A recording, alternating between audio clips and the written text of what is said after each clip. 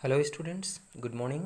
Today I will explain you the science of class 6 lesson 1 page number 9। Start करते हैं हम लोग question answer से।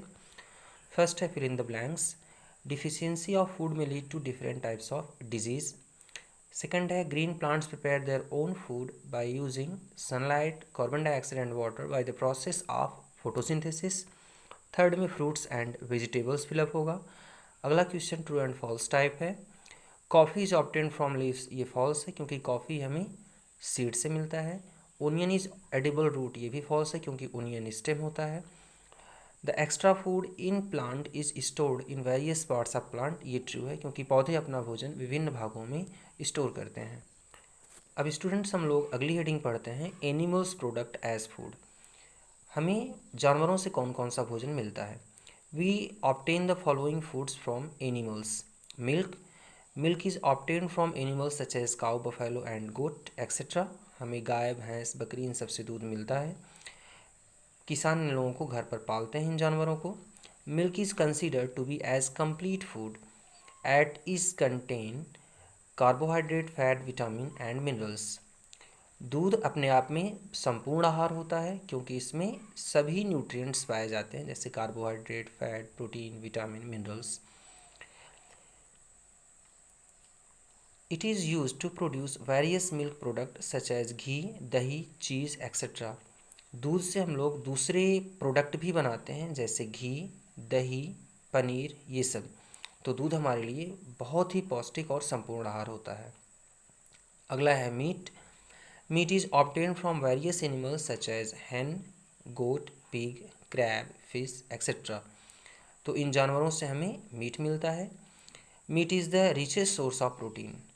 मीट में प्रोटीन बहुतायत मात्रा में पाया जाता है। नेक्स्ट है egg. Egg are obtain from bird such as hen, duck, goose etcetera.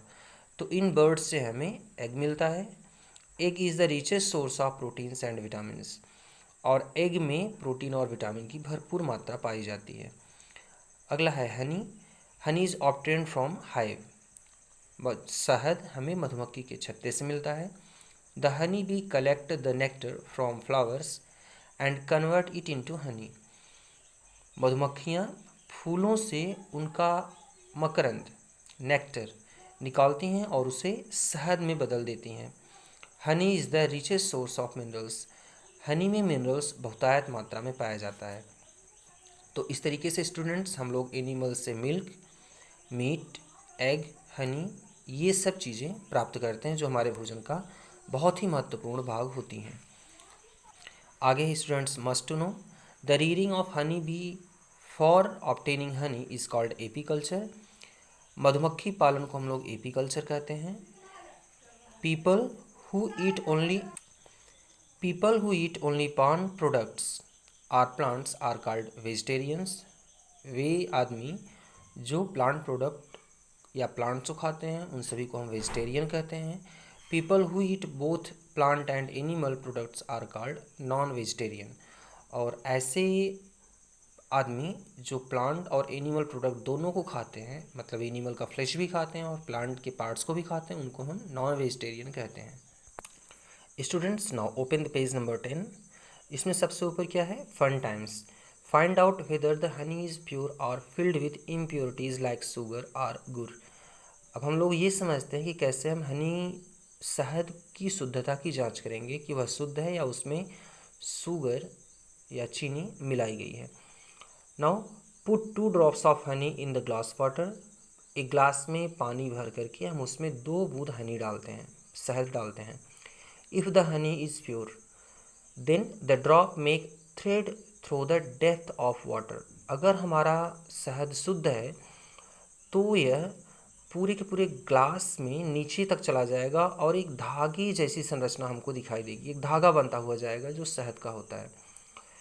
If it is impure, और अगर हमारा शहद अशुद्ध है, हमारा हनी इम्प्योर है, it gets dissolve in water easily. तब यह पानी में तुरंत ही थोड़ी देर में कुछ सेकेंड्स में घुल जाएगा। Now the students brain booster. Name A medicinal plant you see everywhere. तो तुलसी और नीम ऐसे प्लांट्स हैं जो लगभग हमें हर जगह मिल जाते हैं। अगला है विच oil is used eight your home most often, तो मस्टर्ड ऑयल, सरसों का तेल हम लोग घर पर खूब यूज़ करते हैं। Name some milk products that you can make at your house, which ingredients will you use, तो जैसे दही है, चीज़ है, घी हम लोग खूब बनाते हैं अपने घरों पर, तो ये हम लोग मिल्क प्रोडक्ट बनाते हैं। दही और घी तो कॉमन है। List some uses of honey at your home, तो हनी का हम लोग घर में क्या यूज़ करते हैं, तो हनी का एज ए मेडिसिन भी यूज़ किया जाता है, हम इसे पूजा के लिए भी यूज़ करते हैं, और हम लोग फूड में, खाने में भी हम इसका इस्तेमाल करते हैं।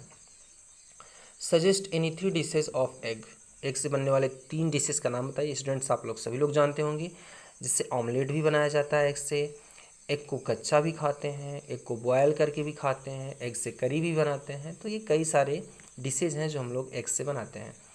अब स्टूडेंट्स हम लोग पढ़ते हैं फूड हैबिट्स के बारे में। अगली हेडिंग हमारी है as you know that the green plants prepare their own food, आप सबको पता है कि हरे पौधे अपना भोजन खुद बनाते हैं, hence they are called as food producers और ऑटोट्रॉफ्स, इसीलिए हम हरे पौधों को प्रोड्यूसर कहते हैं या ऑटोट्रॉफ कहते हैं, क्योंकि वो अपना खाना फोटोसिंथेसिस प्रोसेस से खुद बनाते हैं। ऑन द अदर हैंड, दूसरी तरफ, animals are depend on plant and other animals for the food because they cannot prepare their own food like plants। दूसरे सभी एनिमल्स अपना भोजन खुद नहीं बना पाते, वो अपने भोजन के लिए प्लांट्स के ऊपर या दूसरे जीवों के ऊपर निर्भर करते हैं, इसीलिए हम इनको कंज्यूमर या हेट्रोट्रॉप्स कहते हैं। Thus, all the animals, including humans, are called as food consumer or heterotrophs। Students now must to know herbivore are the animals which feed directly on the plants। Herbivore हम उन जीवों को कहते हैं जो पौधे या उसके भागों को खाते हैं, जैसे चूहा, गाय, भैंस, ये सब। Carnivore are the animals which eat only other animals. Carnivore उन जीवों को कहते हैं जो दूसरे जीवों का मांस खाते हैं। Omnivore are the animals which eat both plant and animals, और ऑमनीवोर उन जीवों को कहते हैं जो पौधे और जानवरों का मांस दोनों ही खाते हैं। Now different animals are eat differently, जितने भी जीव हैं संसार में सबका फूड हैबिट अलग अलग होता है। Now let us see how heterotrophs are classified according to their food habit. अब हम समझते हैं कि हेट्रोट्रॉप को हम कैसे अलग अलग फूड हैबिट्स के आधार पर क्लासिफाई करते हैं। तो इसमें देखो हेट्रोट्रॉप्स 3 भागों में दिया गया है। Herbivores, herb means plant, vorous means to eat, जैसे काऊ, बफेलो, एलिफेंट, गोट, इन सब जो पौधों को खाते हैं वो हर्बीवोर्स होते हैं। Carnivores, carni means flesh, vorous means to eat, जो जानवर मांस खाते हैं, जैसे lion, tiger, vulture, lizard etcetera. Omnivore, omni means all, vorous means to eat, जैसे मैन, डॉग, कैट, क्रो, ये सब जो प्लांट और एनिमल प्रोडक्ट दोनों को खाते हैं, एनिमल फ्लैश भी खाते हैं और प्लांट के पार्ट्स को भी खाते हैं। अब अगली हेडिंग है students food problems in India. In India, there are many people who do not get sufficient food due to many reasons such as poverty, overpopulation, unemployment, etc। हमारे देश में बहुत से ऐसे लोग हैं जिनको भरपेट भोजन नहीं मिलता है। इसके कई कारण हो सकते हैं, जैसे कि या तो वो गरीब हो सकते हैं, या पॉपुलेशन बहुत ज़्यादा है इसलिए खाना नहीं मिल पा रहा है सबको भरपेट, या फिर वो बेरोज़गार हैं और अपना खाना खुद से नहीं खरीद सकते हैं। As a result, people suffer from various deficiency disease due to lack of nutrition।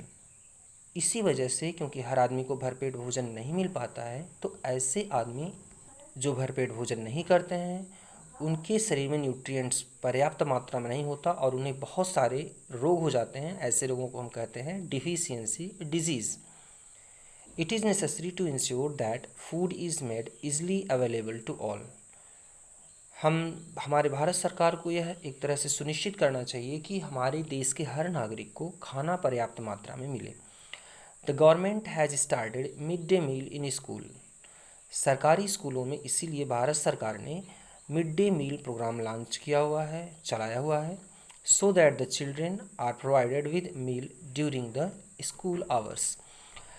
और स्कूल में बच्चों को दोपहर के समय एक बार भोजन दिया जाता है।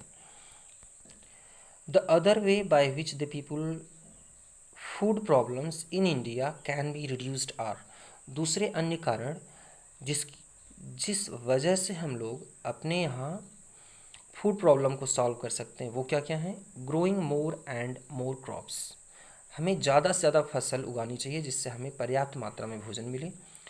रिड्यूसिंग पावर्टी, हमें गरीबी हटाना चाहिए, भारत सरकार को चाहिए कि हर आदमी को कोई न कोई रोज़गार की व्यवस्था सुनिश्चित करे।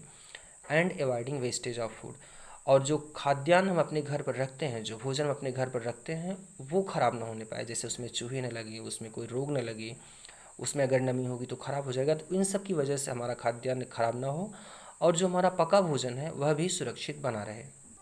अब स्टूडेंट्स हम लोग पेज नंबर 11 पर माइंड मैप को समझते हैं। तो लेसन का नाम हमारे जो है फूड एंड इट्स सोर्सेज, ये बीच में है। तो हम ये पूरा लेसन पढ़ चुके हैं। जैसे पहले है इम्पॉर्टेंस ऑफ फूड, जो लेफ्ट साइड में है, तो ये दिया गया है।